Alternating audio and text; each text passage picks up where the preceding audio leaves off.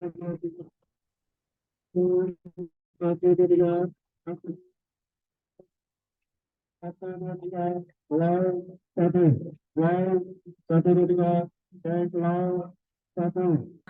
buat Ibu dan Bapak semuanya yang telah bergabung di hari kedua kelas online dalam rangka kegiatan workshop lanjutan bagi kepala sekolah dan guru SD swasta se-Kabupaten Bekasi yang diselenggarakan oleh Paguyuban SD swasta se-Kabupaten Bekasi. Hari kedua ini materi yang akan disampaikan oleh Ibu Irin. Oh, suaranya kecil ya. Sekarang sudah besar belum, Ibu? Pak, sudah jelas belum suara saya? Apakah Masih dengan kecil, suara Bu, saya dengan suaranya. oh, Kecil. masih kecil? Kalau sekarang sudah jelas belum ya?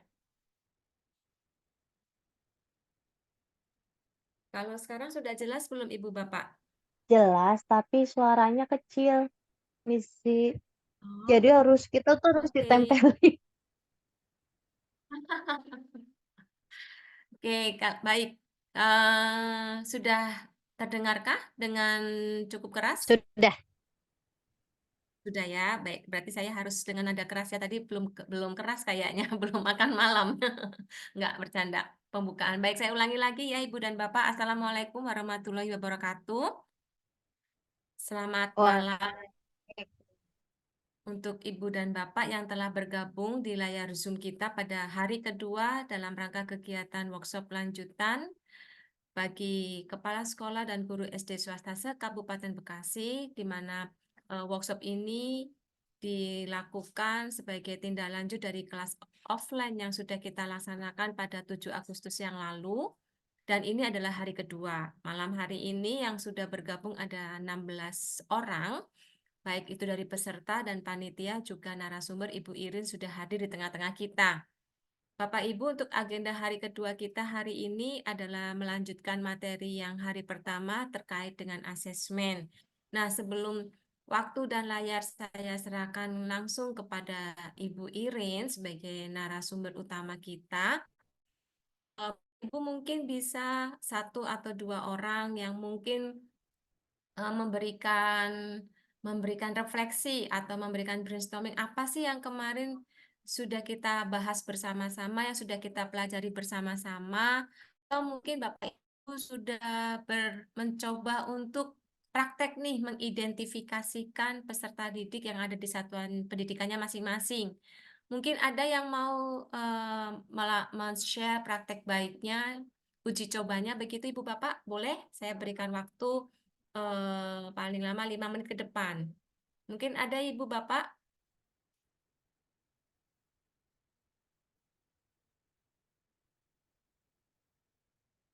ada yang mau berbagi atau ada yang mau menyampaikan sesuatu? Saya tunggu nih.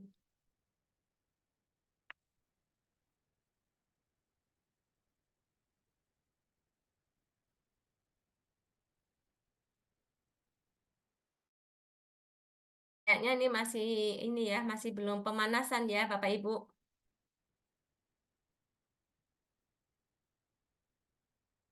Tes ombak dulu Ibu Bapak, bolehkah dikirimkan emoticon yang bisa Bapak Ibu klik di dalam Zoom-nya? Terserah Ibu Bapak mau mengirimkan emoticon apa untuk bisa memberikan respon. Ya, baik. Terima kasih Bu Dewi untuk emoticon hatinya.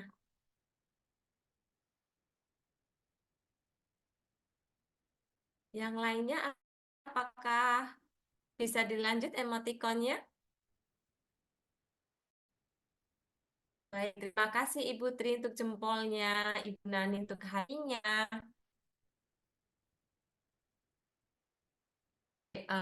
Baik, kita beberapa respon dari Ibu dan Bapak. Terima kasih untuk Ibu Maria dan untuk Pak Sabar juga ya. Bapak Ibu, sebelum saya menyerahkan waktunya dan layar kepada Ibu Irin, saya hanya sedikit menyampaikan kembali apa yang sudah kita pelajari bersama kemarin dan juga yang hari ini tadi kegiatan forum discussion gitu ya. untuk menyelenggara inklusif. Jadi menggarisbawahi yang kemarin disampaikan oleh Ibu Irin dan hari ini juga saya mendapatkan statement yang sama kurang lebihnya, bahwa kita sebagai pendidik atau sebagai guru itu tidak berhak untuk memberikan label kepada peserta didik kita. Bahwa peserta didik kita bukan tidak ada peserta didik yang normal ataupun peserta didik yang tidak normal atau anak normal atau tidak normal, itu tidak ada. Tetapi yang ada adalah anak yang penuh dengan keberagaman yang perlu kita identifikasi. Tetapi sebagai pendidik juga diharapkan untuk tidak fokus kepada kekurangannya peserta didik kita, tetapi lebih kepada fokus kepada potensi peserta didik kita supaya kita bisa mengembangkan bakat, minat, dan kepengetahuan atau keterampilan yang dimiliki oleh setiap anak-anak yang ada di setiap satuan pendidikan masing-masing. Sebagai itu statement yang saya cuplik dari pesan dari yang disampaikan oleh Ibu Irin ataupun hari ini yang saya dengar, dan juga mungkin ini Anda atau sebagai mimpi gitu ya dan Bu. Mungkin dari kelas yang kecil ini meskipun hanya ada 30 orang termasuk pengurus paguyuban swasta, SD swasta khususnya, mungkin dari 30 orang peserta ini kita meluangkan tenaga, kita melakukan pembayaran secara swadaya, tetapi bolehlah kita bermimpi bahwa di antara kita bersama-sama bisa menjadi pilot project, mana kita bersama sepakat untuk terus mengasah atau memperjuangkan sehingga di setiap satuan pendidikan kita bisa melaksanakan atau mengembangkan atau bahkan terus menghidupkan yang namanya pendidikan inklusif di setiap satuan pendidikan kita, karena anak-anak yang sekarang ada di sekolah kita maupun yang akan datang itu anak yang dengan keberagaman. Gitu ya Bapak Ibu ya. Jadi mungkin Pak Sabar di sini sebagai Ketua Paguyuban mungkin bisa membuat planning yang baru atau program apakah dari SD swasta ini akan muncul kalau di pemerintahan daerah itu akan ada muncul namanya unit layanan daerah ya Bu ya. Nah, mungkin apakah kita bisa mewujudkan hal itu untuk membantu teman-teman di setiap satuan pendidikan khususnya di jenjang SD yang swasta. Dari saya itu saja untuk pembukaannya Ibu dan Bapak. Untuk waktu yang selanjut ke depan, saya persilakan kepada Ibu Irin untuk memberikan materinya pada hari kedua ini. Silakan Ibu Irin untuk waktu dan layar kami. Baik, terima kasih Mizi. Selamat malam Bapak Ibu. Assalamualaikum warahmatullahi wabarakatuh. Salam sejahtera untuk kita semua yang sudah meluangkan waktu dan investasi kesempatan, baik diri, kesehatan, dan juga rezekinya untuk malam hari ini. Mungkin sedikit saya ini saja. Saya berikan pemahaman bahwa tadi ini ada ASKIT ya, yang tujuannya untuk memberikan sebuah pemahaman bahwa pendidikan itu tidak berdiri sendiri, tetapi melainkan menjadi satu kesatuan dari kumpulan stakeholder. Dalam hal ini adalah kementerian-kementerian terkait ataupun dinas-dinas yang akan menjadi pendukung, gitu ya. Jadi pendidikan itu menjadi sebuah garda sebenarnya garda terakhir bagi generasi terbaik bangsa yang tentunya membutuhkan banyak dukungan. Pendidikan tidak akan bisa berdiri semegah ini gitu kalau tidak didampingi dan tidak disejajarkan oleh para stakeholder yang juga punya kepentingan terhadap perjuangan dari pendidikan itu sendiri. Jadi di situ nanti ada dinas misalnya pemberdayaan perempuan, lalu kemudian dinas kesehatan, dinas sosial, lalu kemudian dinas pemuda dan olahraga. Jadi banyak sekali yang perlu digandeng. Namun demikian gitu ya, dari hasil gandengan tadi, pendidikanlah yang menjadi sebuah acuan bahwa anak-anak kita sebagai generasi ini perlu diselamatkan. Nah, penyelamatannya tentu dengan cara belajar tentang keberagaman bagi anak-anak yang khususnya ada di sekolah-sekolah atau satuan pendidikan. Nah, di pemerintah sendiri begitu hari ini ketika mengadakan FGD, satu polose kebijakannya adalah akan membuat sebuah unit layanan disabilitas yang mengacu untuk kebutuhan pelayanan gitu, pelayanan pendampingan bagi anak-anak ini. Mereka tidak ada yang kurang dan tidak ada yang dianggap menjadi tidak normal, tetapi mereka adalah bagian dari yang perlu diberdayakan, gitu. Jadi ketika kita punya mindset tentang pemberdayaan ini, gitu ya, mereka tentunya anak-anak pasti punya satu keunikan yang akan bisa berhasil entah kapan gitu perwujudannya, tetapi kita terus mendukung, membackup kebutuhan mereka di dalam dunia sekolah, satuan pendidikan. Dan memang betul ketika kita sebagai guru tidak punya hak untuk melabel gitu ya, dan tidak punya hak untuk mendiagnosa, sehingga harus banyak bermain bersama para stakeholder ini gitu untuk kita menolong tadi ya, sehingga anak-anak ini tidak dicap menjadi anak-anak yang tidak normal satu di antaranya, atau menjadi anak-anak yang tidak beruntung gitu, atau anak-anak yang mungkin punya permasalahan atau konflik-konflik yang terlalu banyak sehingga dunia pendidikan menjadi sebuah permasalahan tersendiri gitu. Tidak menjadi demikian gitu. Jadi justru kita sebagai guru ini tugasnya adalah menolong ya, menolong dan mereka menjadikan kita untuk punya kesempatan bahwa mereka itu bisa dan mampu. Artinya diberdayakan. Human Indonesia ini sedang membangun untuk lebih kepada capital ya. Jadi bukan hanya resource gitu Bapak Ibu. Tapi kalau resource kita ketemu, kenalin, pahamin, udah selesai. Tapi kalau kita sudah sampai pada temui, kenali, pahami, maka pemberdayaannya itu menjadi sebuah human yang resource, human yang capital. Pemberdayaan akan terbentuk ketika mereka sendiri akan dipandang menjadi anak yang mampu. Gitu ya. Satu contoh jendelanya adalah anak-anak saya gitu aja. Dia bengkel gitu, bengkel mereka bertiga adalah bengkel hidup saya yang ternyata ketika diberdayakan punya kemampuan-kemampuan yang istimewa gitu ya. Anak saya nomor 1 dengan kondisi gifted yang disinkroni tumbuh kembang seperti itu, tapi daya juang belajarnya dan daya juang kerjanya alhamdulillah luar biasa. Dia bisa menunjukkan diri menjadi anak yang talented gitu ya, dan kemudian anak yang betul-betul berbakat.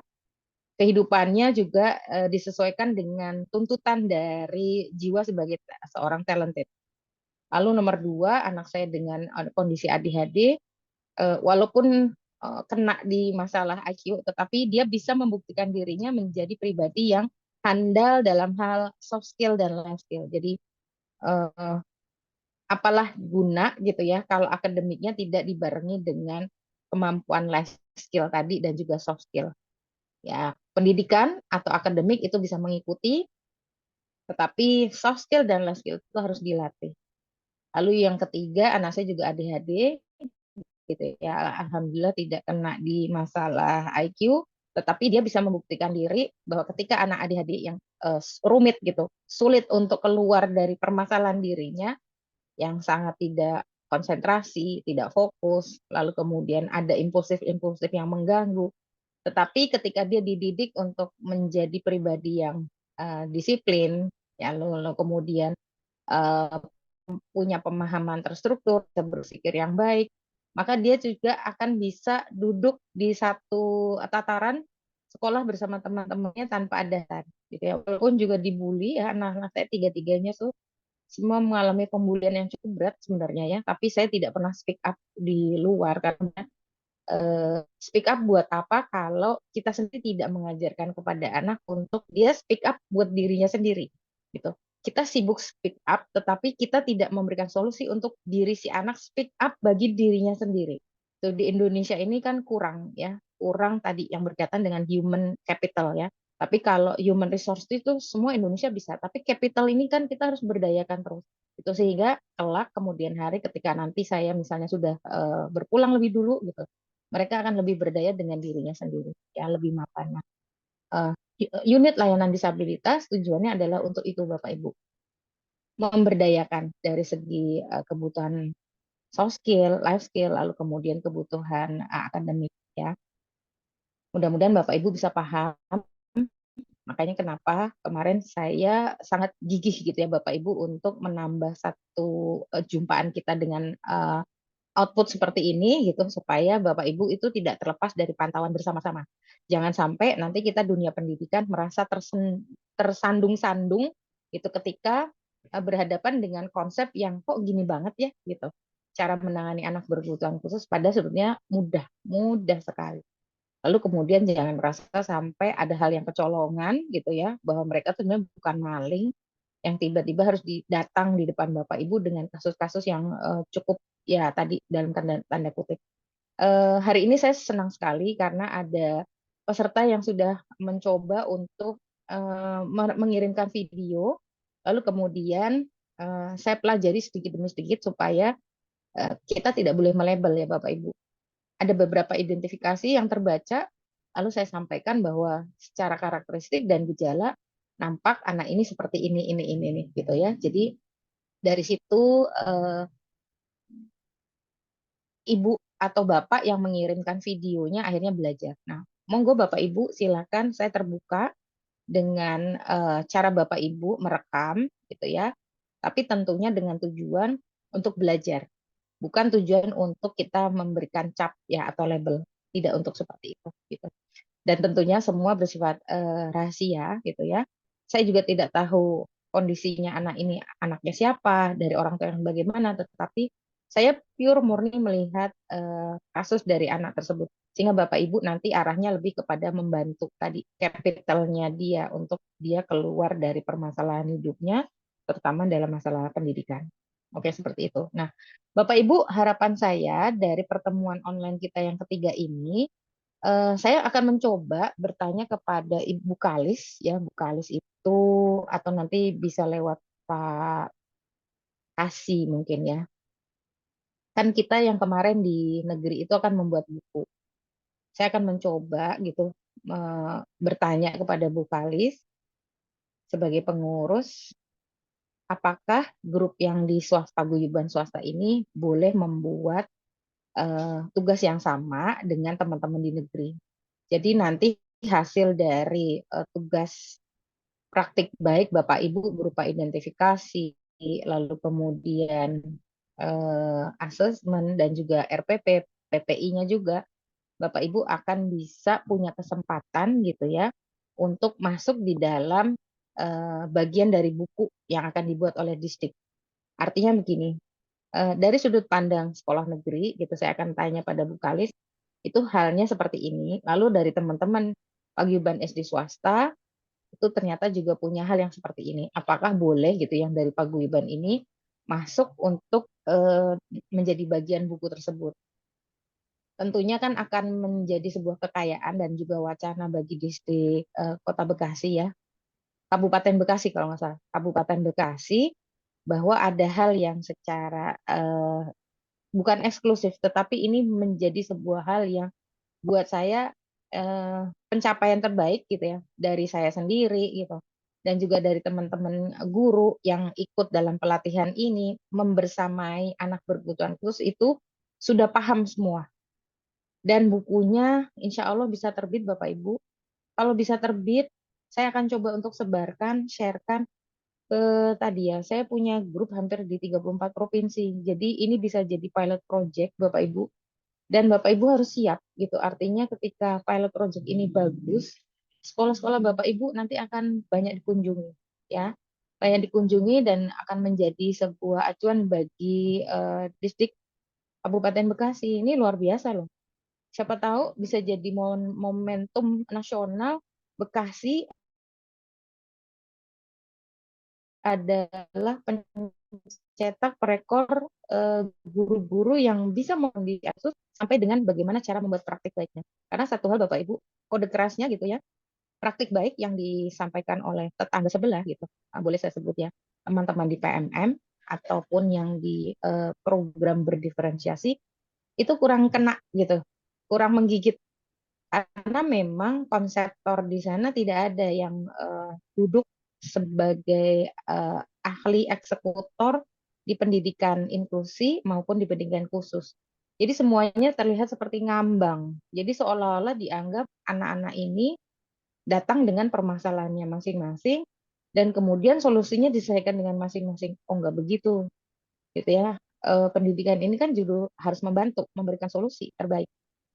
Bahwa setiap anak itu punya kesempatan untuk belajar, sehingga guru pun gitu ya harus cakap membantu mereka supaya keberhasilan ini kan ibaratnya dipertanggungjawabkan. Ya, nanti saya akan coba komunikasi dulu dengan Bu Kalis dan juga Pak Kasih, apakah diperbolehkan.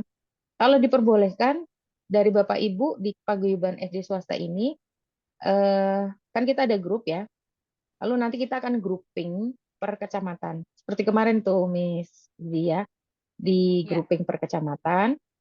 Kebetulan saya sudah punya 7 kasus, ya. Lalu mungkin sekitar kurang 4 kasus lagi, saya belum menemukan yang daksa, autis, lalu hambatan apa sih kemarin tuh? Saya lupa. Pokoknya masih ada sudah ada 7 ya. Penglihatan, tunarungu yang intelektual. belum ada, Bu. Tunarungu, Nah, itu dia. tunadaksa, sama Tunarung autis. daksa, Ya, autis ya. iya belum. Sama yang betul. Sama yang gangguan bahasa kalau nggak mis. Ya, Gangguan itu bahasa. ada. Ya. Ibu izin Mm-mm. izin izin Ya, membantu menjawab. Tadi kan ya, boleh. alhamdulillah Ibu punya Ibu ada inisiatif yang baik bang, apa yang luar biasa banget. Mau izin Ya. menanyakan kembali ke Bu Kalis atau Pak Kasih. Tadi saya sempat ketemu dan kita sempat ngobrol-ngobrol dan beliau Nah, menyambut baik dan kalau beliau katakan kalau Mizi bisa maksudnya memaintain atau membuat karena kan kemarin waktu penyusunan itu saya ada di sana juga kan katanya. Jadi nggak apa-apa, mm-mm. bisa saja gitu ya. Tetapi jalannya Oh, harus bareng-bareng katanya gitu. betul. Jalannya tuh Ya, bareng-bareng tuh artinya oke. itu nggak hanya memikirkan kepentingan di swasta saja atau di negeri saja karena ini Iya, memang nggak iya, bisa cepet gitu. Nggak bisa betul, cepet tuh maksudnya betul. pergerakannya karena mereka kan harus menunggu guidance dan ada SOP-nya lah Bu. Mungkin seperti itu ya atau mungkin ada kode etiknya gitu kali ya. Dan Iya, iya. sebenarnya malam ini Pak Kabid sendiri, Pak Kabid bidang SD Pak Yudi itu juga Ibu ada kelas online lagi ya, apa sama Bu Iren ya, karena beliau mungkin melihat status saya dan berkomentar, iya Pak kalau memang Bapak nggak mengganggu waktu istirahatnya, kalau ada waktu luangnya, monggo Pak kalau mau gabung saya share linknya. Saya sih menyampaikan seperti itu. Jadi artinya informasi kita ada kelas online ini secara tidak langsung tersampaikan Bu Irin dan teman-teman semuanya ke yang tadi Ibu sampaikan, mungkin Oke. disampaikan begitu tambahannya. Oke, baik. Terima kasih. Jadi kita sudah satu pemahamannya. Ini ternyata sama-sama mendukung, begitu ya. Karena ketika saya juga melakukan pelatihan, ada di batch-batch yang dari 1 sampai 19 itu, semuanya saya dampingi. Sehingga mereka punya platform itu yang sama gitu. Cara konsep pemikirannya, terhadap pendidikan inklusi itu seperti apa dan bagaimana. Lalu kemudian pengentasannya untuk penanganan dengan anak berkebutuhan khusus itu jangan sampai salah. Jadi penanganan kita memang lebih kepada pendidikan. Duduk perkaranya, pendidikan itu ada di kebutuhan klinis dan juga di kebutuhan psikologi. Tetapi klinis itu akan menjawab kebutuhan klinis dengan ahlinya sendiri. Psikologi begitu juga adalah kebutuhan dari si ahli psikologi dan mereka akan bicara dari sudut pandang keklinisan psikologinya. Tetapi kita pendidikan ini ada di tengah yang membutuhkan dua-duanya sehingga harus terjawab dan dua-duanya ini harus bersinergi. Tidak boleh membidangi bahwa ini ilmu saya, ini ilmu saya, sehingga pendidikan akan menjadi sebuah apa ya eh, kayak seolah-olah ini oh itu bukan dunia kamu gitu. Yang saya lihat kejadiannya begitu. Itu bukan dunia kamu, sehingga kamu nggak boleh bicara begitu. Oh nggak begitu gitu. Karena saya belajar dari 5 sertifikasi yang saya dapat di luar negeri itu semua diakses dengan baik sehingga penanganan anak-anak berkebutuhan khusus di luar negeri gitu bahkan di Malaysia saja itu bagus sekali gitu loh Bapak Ibu. Jadi konsep inklusinya sangat jelas. Jangan sampai kita merasa bahwa inklusi itu bagian dari kayak tadi ya di kok di tempat teman yang grup SD negeri itu ada yang memasukkan contoh praktik baik melalui PMM. Begitu saya lihat, mereka bisanya segregasi. Itu beda kacamatanya. Kalau segregasi nanti kita jadi eksklusif lagi. Tidak akan selesai gitu. Sementara pemerintah itu punya polisi kebijakan tentang inklusivitas. Inklusivitas itu semua sama. Mereka duduk bersama. Sampai ada yang bertanya bagaimana kalau anak berkebutuhan khusus gitu, kayak tadi malam kan pertanyaannya, apakah mereka boleh dijadikan satu di kelas? Oh, justru itu konsep inklusinya gitu. Mereka harus bersama, tidak dijadikan pengkotakan. Nah, ahli-ahli yang di luar sana kan mungkin belum paham, maka kita gandeng bersama-sama. Begitu. Jadi dari batch 1 sampai batch 19 saya sudah 5.000 sekian, itu pemahamannya sama. Jadi giringannya gampang Bapak Ibu. Untuk ke sekolah itu udah nggak lagi bilang, saya nggak punya SDM-nya, saya nggak punya kurikulumnya gitu, saya nggak punya sarana prasarannya. Segala sesuatu itu kalau kita udah bisa, kalau kita selalu bilang nggak punya, itu benteng itu buat kita. Padahal kesempatan itu bisa gitu. Kenyataannya anak-anak saya dengan keterbatasan saja mereka bisa. Memang akan ada banyak hal yang harus dicari. Kan namanya menggali gitu kan. Menggali sumur itu kan selalu mencari, mencari. Nggak apa-apa, tinggal orang tuanya kuat nggak. Ya alhamdulillah saya orang yang kuat.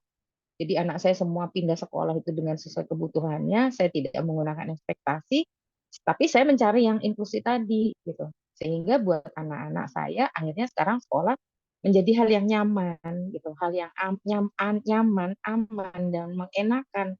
Tidak ada sesuatu hal yang mengganjal, terutama untuk orang tua. Gitu.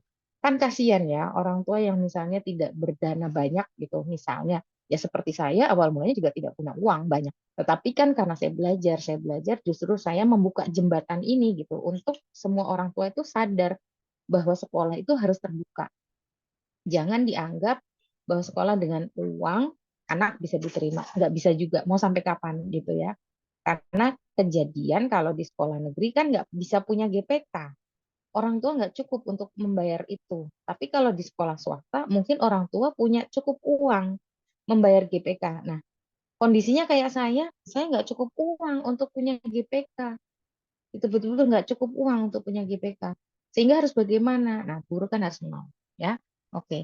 Baik, jadi Bapak Ibu mudah-mudahan ini nanti kita yang di grup ini bisa sama-sama berjalan bergandengan ya, supaya Bapak Ibu nanti saling meringankan, itu tidak menjadi beban buat semuanya. Ya, oke. Baik, materi malam hari ini saya tentu terima kasih ya, Mizi sudah menjelaskan dan sudah disambut baik oleh pihak yang terkait. Mudah-mudahan ini menjadi sebuah langkah positif ya Bapak Ibu. Nanti ketika saya minta izin untuk membuat buku, kita akan bersama-sama ya, bergandengan tangan bersama. Tapi intinya kita jangan berpikir bahwa ini sebuah proyek. Saya nggak pernah berpikir begitu Bapak Ibu. Tapi ini sebuah amal. Amal yang kita harus kerjakan bersama-sama. Untuk apa? Untuk kebutuhan mereka, gitu ya. Jadi merasa bahwa amal Bapak Ibu pun gitu terpenuhi dengan cara seperti ini. Ya, sedikit bisa membantu, sedikit bisa membantu, sedikit bisa membantu, itu amalnya sudah menumpuk untuk Bapak Ibu sekalian. Ya, baik. Eh, Mudah-mudahan kita sama-sama satu pemikiran ya, karena kita tujuannya menolong. Intinya menolong aja itu dulu. Kemudian punya hati. Kalau sudah punya menolong, tujuan menolong dan punya hati, nanti jalannya semua akan terbuka. Semesta akan banyak mendukung. Baik, malam hari ini kita akan bicara mengenai asesmen. Boleh sekarang saya dibantu untuk share screen materinya. Silakan.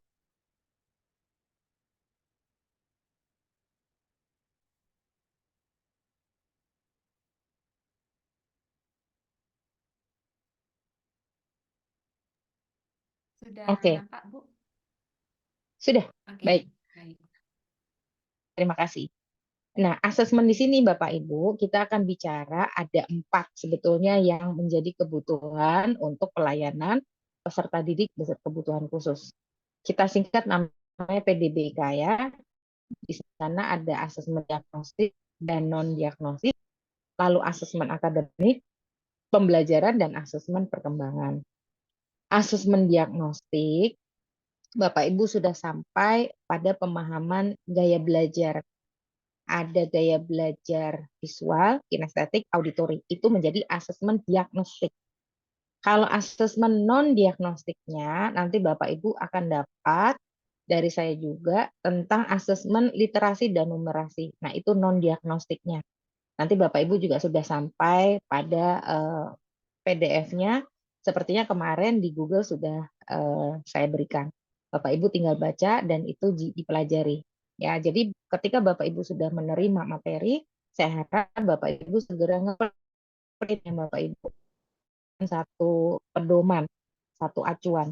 Sehingga nanti kalau ada sekolah lain yang menjadi bagian diseminasi Bapak Ibu sudah bisa menjelaskan secara akurat ya.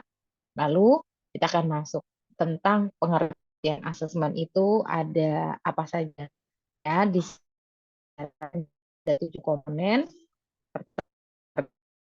tujuan, lalu berkaitan dengan pengolahan, lalu bentuk, petugas pelaksananya, prosedur pelaksanaan, nanti ada instrumennya. Oke. Pengertian ini sudah sejak tahun 2020 tentang pedoman pelaksanaan untuk pendidikan inklusi. Ya, pendidikan ini gitu dijelaskan bahwa pengertian asesmen dan asesmen diagnostik merupakan proses sistematis pengumpulan, pengolahan, dan penggunaan data baik kognitif maupun non-kognitif. Ya, karena berhadapan dengan siswa, maka aspek kognitif dan non-kognitif. Sementara asesmen diagnostik adalah asesmen yang dilakukan secara spesifik untuk mengidentifikasikan potensi, kekuatan, kelemahan peserta didik sehingga pembelajaran dapat dirancang sesuai dengan kompetensi dan kondisi peserta didik. Jadi kekuatannya apa dari anak ini? Apa yang sudah dimiliki dan apa yang belum dimiliki atau kelemahan. Sehingga dari dua tadi itu kan kemampuan apa yang sudah dimiliki menjadi sebuah kekuatan ini ditempatkan atau dibuat program gitu. Oke, dibuatkan program tempatkan buat program. Ibaratnya ketika anak usia 10 tahun ada di kelas 4 katakanlah, tapi kemampuannya belum bisa baca, masih dikte, itu pun dikte misalnya namanya Irin, untuk Irin dengannya oh tidak bisa, dia contohnya IRINE bisa, I tulis I, R tulis R, I tulis I lagi, N tulis N, E tulis N, tulis E. Bisa. Tapi kalau diminta untuk melakukan sendiri, sama sekali tidak bisa. Lalu pemetaan warna misalnya. Kita pemetaannya dia tahu. Kita kasih warna merah, dia jawabnya biru. Kita kasih kuning, dia jawabnya hitam. Kita kasih biru, dia bukan kemampuan, kecerdasan ataupun usia mentalnya di bawah 10 tahun. Gitu. Itu nanti berkaitan dengan lanjut. Tujuan asesmennya adalah memperoleh informasi yang dapat digunakan sebagai bahan pertimbangan dalam merencanakan program. Jadi Bapak Ibu merencanakan program nanti untuk PPI dan RPP-nya berdasarkan ini. Jadi kebutuhan tadi dari asesmen itu keperluannya pertama untuk nyaring, screening gitu ya. Jadi tahu nih ternyata dia ada masalah-masalah di dalam dirinya. Tetapi anak ini kuat gitu. Secara kuat dia sudah bisa membaca katakan. Sudah bisa menulis walaupun seperti itu tetapi ini awal udah aman ya. Lalu pengalihan referral kepada guru bidang studi. Jadi Bapak Ibu jangan berdiri sendiri, jangan bergerak sendiri. Kalau Bapak Ibu bergerak sendiri, Mas anak ini terselesaikan ketika harus menghadapi matematika, gitu, numerasi. Bagaimana dengan bahasa Indonesia ketika literasi? Bapak Ibu tidak bisa berdiri sendiri. Ya, justru gitu ya. Pada Bapak Ibu dia ternyata tertuntaskan masalah dia. Nah, ini yang disebut dengan referral tadi. Lalu klasifikasikan kesulitannya ada di mana, kemudahannya buat dia apa. Bikin hal yang ada jangka pendek dan jangka panjang. Lalu pantau kemudahannya. Sehingga nanti ternyata memang dia tidak mampu, maka jangan diberikan. Atau kira-kira dia mampu, kita mau kasih kecil-kecil, oh boleh dikasih setengah-setengah saja, dimodifikasi. Atau misalnya anaknya gifted, ternyata dia punya high memori yang bagus gitu, atau high function, kemampuannya yang di luar batas, maka Bapak Ibu bisa kasih secara akselerasi. Itu ada pengayaan yang lebih daripada di usianya. Kadang-kadang anak di gifted yang seperti anak saya itu selalu menyampaikan bahwa mah ya kan aku udah pernah, kenapa diulang-ulang? Kalau bisa diberikan pemahaman ajarannya tidak di usia, boleh nggak ada dua tingkat di dia. Misalnya dia kelas 3 nih ya, terus 2 tingkat di atas dia di kelas 5. Oh, ternyata dia mampu gitu. Ya nggak apa-apa. Itu artinya meringankan kerjaan kita karena kemampuan dia bisa di atas teman-teman. Jadi kemajuan-kemajuan akan menjadi sebuah monitoring buat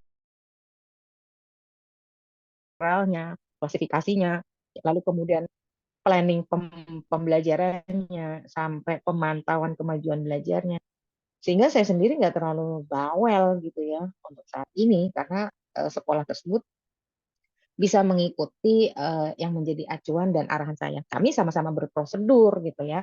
Dari sudut pandang orang tua dan juga dari sudut pandang sekolah kan saling membantu. Ya, harapannya gitu ya. Sebetulnya dengan cara ini orang tua jadi terbuka. Ya, untuk orang tua yang selalu mengatakan bahwa anak saya nggak kenapa, anak saya nggak ada apa-apa. Nah, dengan asesmen ini nanti akan jadi terbuka gitu ya Bapak Ibu. Ditambah dengan adanya identifikasi tadi gitu, bukan sebagai pelabelan, tapi menginformasikan kepada orang tua ternyata kondisi anak Bapak Ibu gitu, ayah bunda mengalami hal yang namanya begini begini gitu ya. Oke. Baik, lanjut berikutnya untuk penggolongan dan jenis asesmennya. Oke, penggolongan dan jenis asesmen. Di sana ada penggolongan asesmen 2, asesmen yang bersifat formal dan informal. Bapak Ibu sudah paham ya, yang formal seperti apa dan informal seperti apa. Dan itu kan seperti rekam jejak gitu untuk kita. Dengan adanya formal dan informal itu anak terekam dan kita nggak akan kelihatan kehilangan apa sih jejaknya. Seperti halnya kalau yang kelihatan zaman dulu ya, kayak saya kan sebuah kaset itu kan ada pitanya, oke? Itu pitanya itu kan selalu ada gini, ada tulisannya atau ada bunyi iramanya. Nah, itu rekaman jejak antara formal dan informal.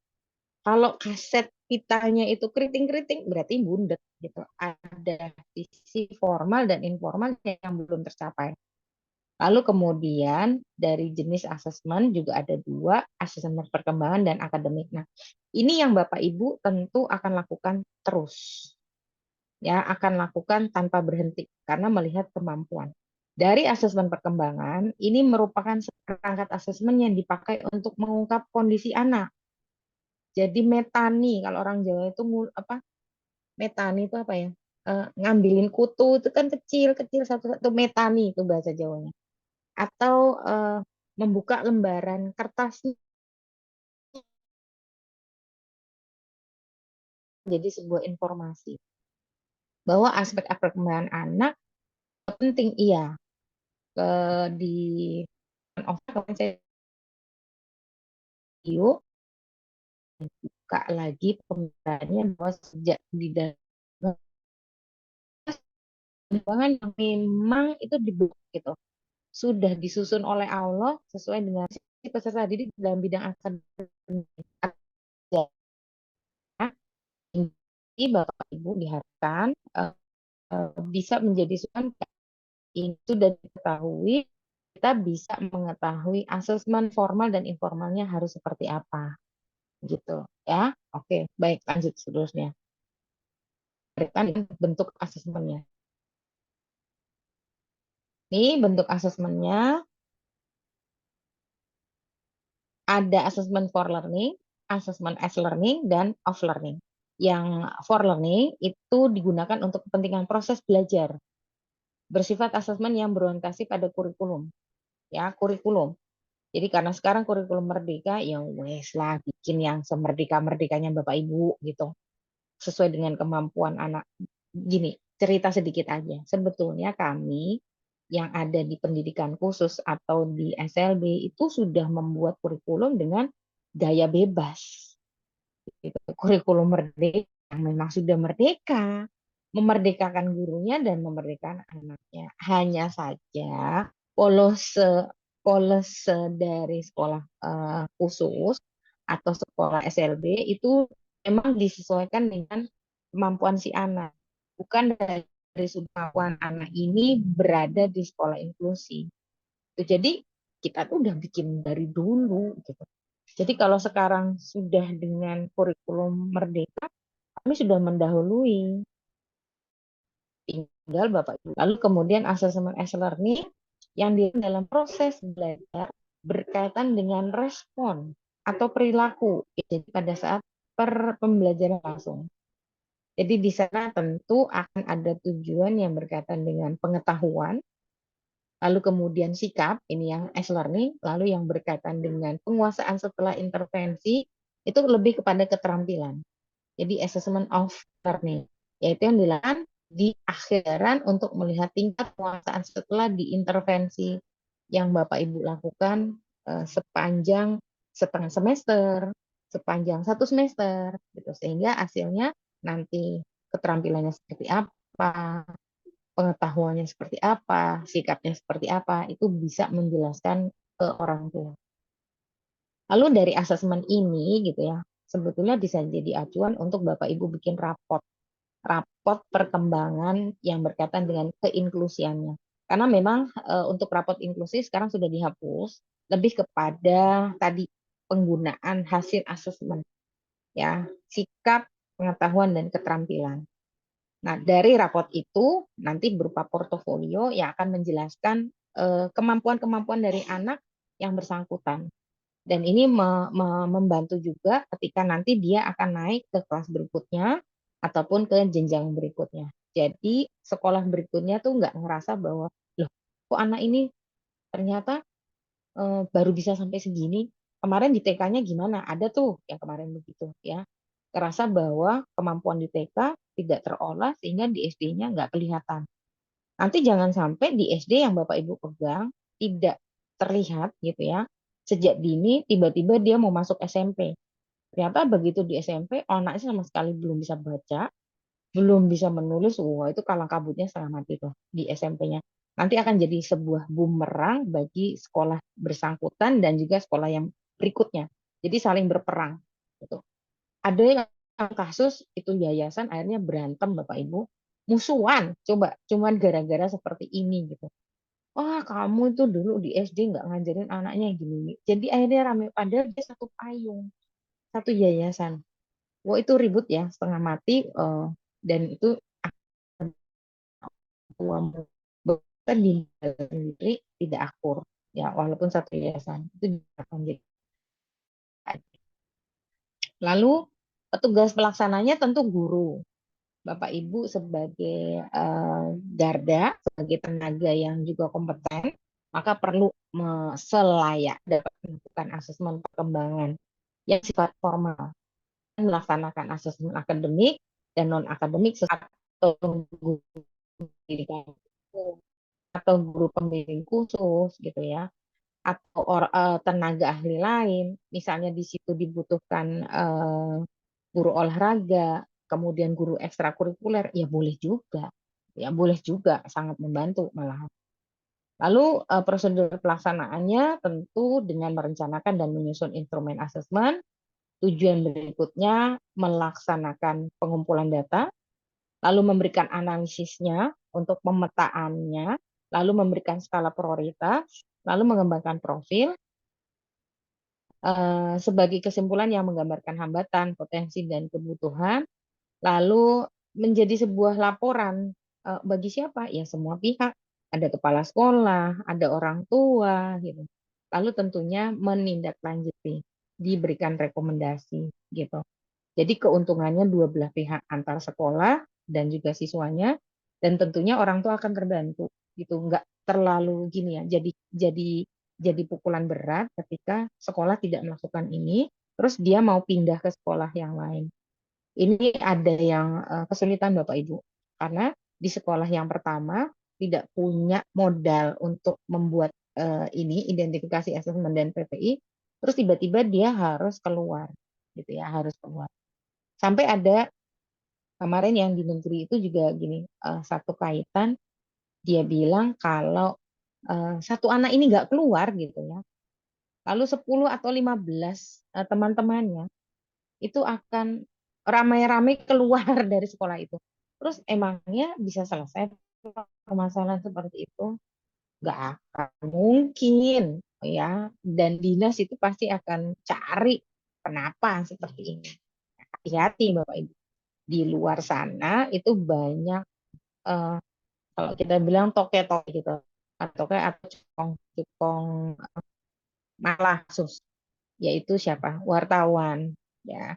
Jadi ketika Bapak Ibu masuk sekolah lalu dia wartawan itu akan membesar-besarkan polemik sehingga nantinya dengan dia punya gitu ya berita atau kasus, mereka kan dapat duit, dapat uang. Lalu ada orang hukum yang datang untuk menelusuri, dapat duit lagi. Kalau saya mafia pendidikan mau paham banget, dah gitu. Jadi hati-hati ya Bapak Ibu, ini jangan sampai terjadi di sekolah Bapak Ibu cuman hanya karena kasus yang berkaitan dengan anak berkebutuhan khusus ya, karena ini akan jadi booming gitu ya. Apalagi kalau misalnya Bapak Ibu tidak punya kompetensi, tidak melakukan pelatihan, tidak melakukan pemberdayaan untuk sekolah, terus ketahuan sama dinas gitu. Bapak Ibu bisa tersangkut kasus itu dinaikkan ke pengadilan, nanti dimasukkan ke MK. Karena masih ada 2 sekolah yang seperti itu sedang diajukan ke MK ya. Jadi hati-hati Bapak Ibu.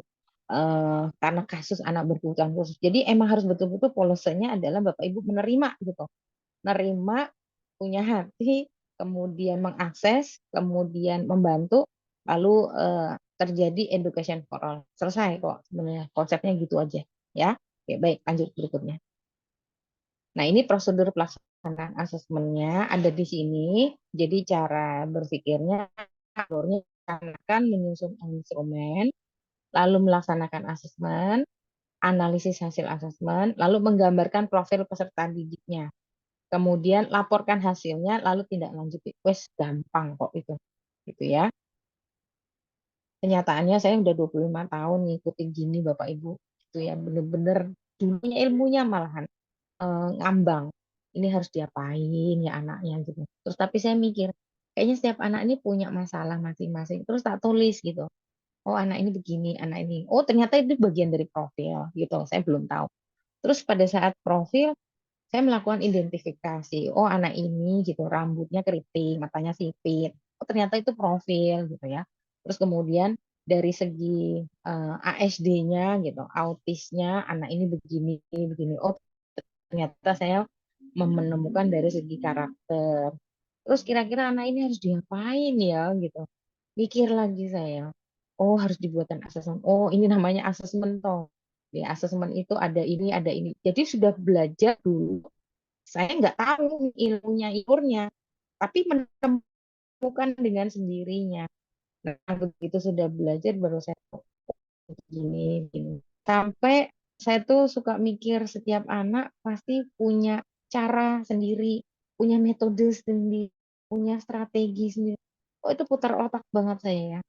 Si satu anak punya media juga yang tidak sama. Nah, saya selalu iseng gitu, bawa benda-benda yang ada di rumah, bekas, ya, gelas, plastik, terus kemudian apalagi. Ya, yang kemarin sebetulnya kita di offline itu mau mengadakan cara membuat medianya, tapi kita belum selesai ya Bapak Ibu. Mudah-mudahan kita bisa bikin ya untuk media itu, gitu. Jadi Bapak Ibu paham. Nah, kalau yang di sekolah negeri itu sempat kita ada praktek sedikit untuk pembuatan media. Nah, nanti kemudian bisa disusun gitu berdasarkan asesmen ini. ya. Lalu instrumen asesmennya juga ada dua, instrumen asesmen perkembangan dan instrumen akademik. Yang model perkembangan Bapak Ibu sudah saya berikan yang kemarin, standar tumbuh kembang dari usia 0 sampai 6 ya. Nanti cara menggunakannya, menyusunnya saya ajarkan juga sekarang. Sehingga nanti Bapak Ibu bisa menyusun sesuai dengan kebutuhan anak didiknya. Lalu kalau instrumen asesmen akademik yang berkaitan dengan akademik pembelajaran yang dibutuhkan. Kalau dulu K13 itu kan semua masih berdasarkan mata pelajaran. Kalau sekarang lebih pada kebutuhan apa? Peran membaca gitu kan, literasi, numerasi, narasi, lebih ke situ ya. Lebih dipersempit gitu. Tetapi programnya luas. Tidak ada arah sebenarnya kalau untuk kurikulum merdeka ya. Baik. Nah, ini contoh dari instrumen asesmen perkembangan peserta didik yang autis. Cara membuatnya seperti ini. Ya, ini yang khusus autis. Tetapi kadangkala instrumen asesmen ini sering dipakai juga untuk yang lain autis ya. Kalau di sekolah negeri kemarin yang ini tidak ada kesempatan untuk menyampaikan karena waktunya cepat gitu ya, mepet-mepet. Tapi saya minta mereka juga punya kehandalan dalam hal instrumen asesmen perkembangan ini. Jadi Bapak Ibu silakan juga bisa bikin. Ini sangat membantu Bapak Ibu ketika membuat rapot. Dari rapot nanti akan ketahuan bahwa ternyata anak ini dari sudut pandang indikatornya gitu, tensi dan indikatornya ada hal yang dia belum mampu dan tidak mampu.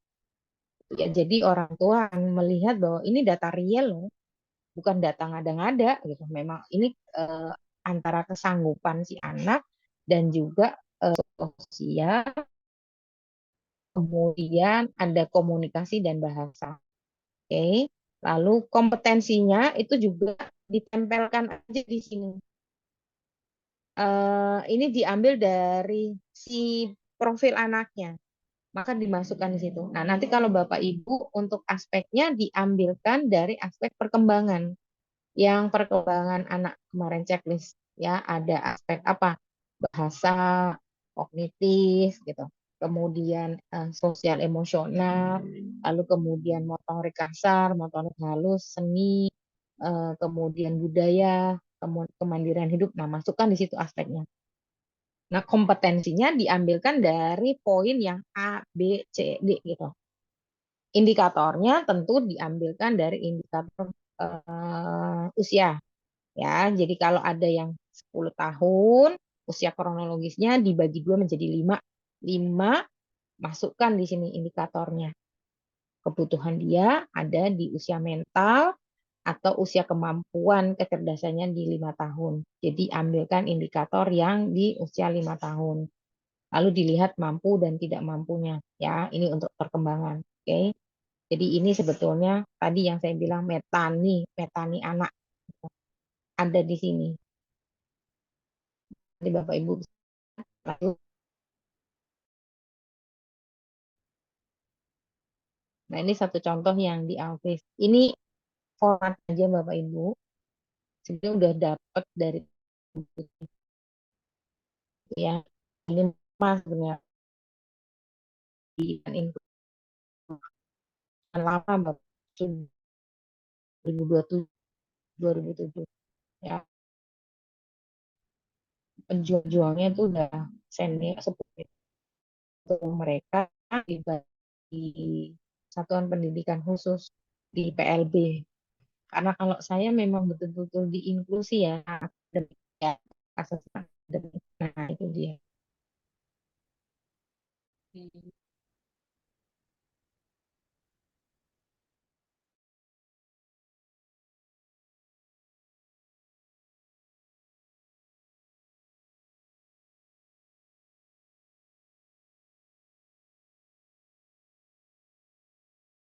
Ya, antaranya di sana ada Prof. Endang Mulyadi. Nah, beliau yang menguatkan itu. Bu Tita, kemudian ada siapa lagi Pak Tohas Damanik itu menggunakan ini. Tapi kalau teman-teman yang berkaitan dengan PKH itu seperti yang kemarin dibuat Pak Joko. Tapi nggak apa-apa, itu menjadi sebuah kekayaan gitu, nggak jadi masalah sebenarnya. Toh tujuannya adalah memetakan siswa, tujuan memetakan kemampuan siswa. Tapi memang kalau yang di PKH gitu di SLB pendidikan khusus menggunakan kemarin yang dari Pak Joko, ya itu acuannya dari Monash University kalau nggak salah. Dari ini semua keluar eh, bukan kombinasi, peneliti ahlinya adalah dari Bandung, Sendang Royadi.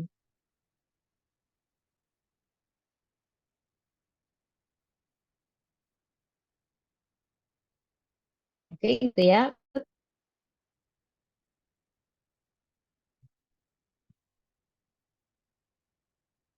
Ya ini yang masih pakai K13.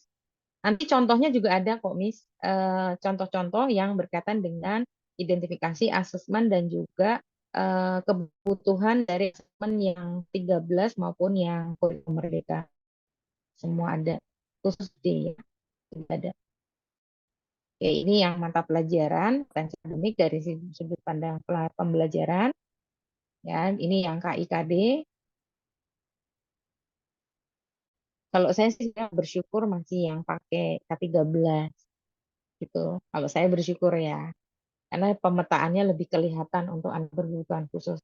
Kalau untuk yang kurikulum Merdeka sekarang ini masih terlalu bebas. Itu tidak ada acuan kebutuhan pemetaan milestone. Jadi memang betul-betul bebas banget gitu, dan terlalu luas. Bertanya langsung gitu. Ya, Ini Ibu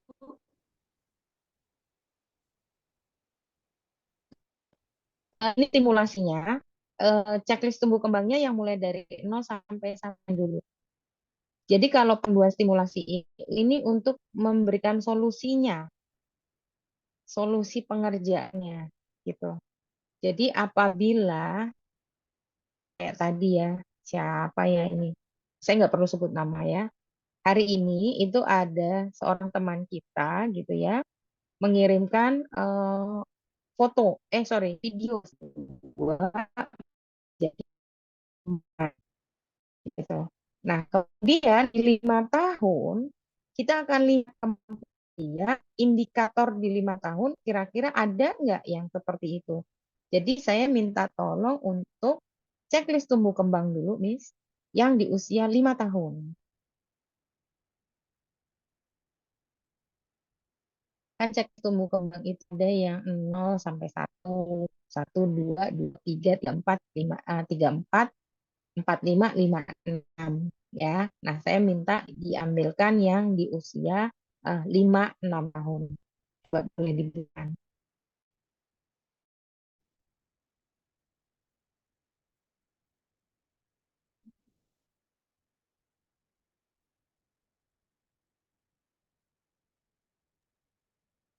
kalau misalnya usia 5 tahun tadi, kalau diambil ke usia 4 sampai 5 tahun, nggak bisa ya, Bu? Eh, Sebetulnya bisa untuk menjadi pembuktian, tetapi daripada kita gini ya di tengah